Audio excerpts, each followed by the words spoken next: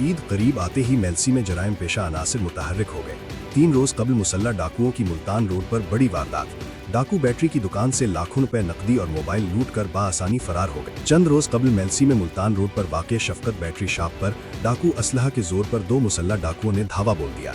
मुलजिमान ने असलहा के जोर पर दुकानदार को यरगमाल बनाकर 4 लाख रुपए नकदी और मोबाइल फोन छीन लिया और बाआसानी फरार होने में कामयाब हो गए। वारदात की सीसीटीवी फुटेज भी मंजर आम पर आ गई है, जिसमें मुसल्लह डाकुओं को दुकान में दाखिल होकर लूट मार करते वाज़ेह तौर पर देखा जा सकता है। वाक़े के बाद ताजरों में शदीद खौफ व हरास पाया जा रहा है। बानी मरकजी तंजीम अंजुमन ताजरान वसीम अहमद शेख का कहना है कि ईद के करीब मेलसी में मोबाइल स्नैचिंग और डकैती की वारदातों में तशवीशनाक हद तक इजाफा हो रहा है, जिससे कारोबारी तबका अदम तहफ़्फ़ुज़ का शिकार है। मरकजी तंजीम अंजुमन ताजरान के सदर सैयद शहराज हुसैन काज़मी का कहना है कि वारदात को गुजरे 3 रोज़ गुजर गए, ताहाल मुलजिमान गिरफ्तार नहीं किए गए।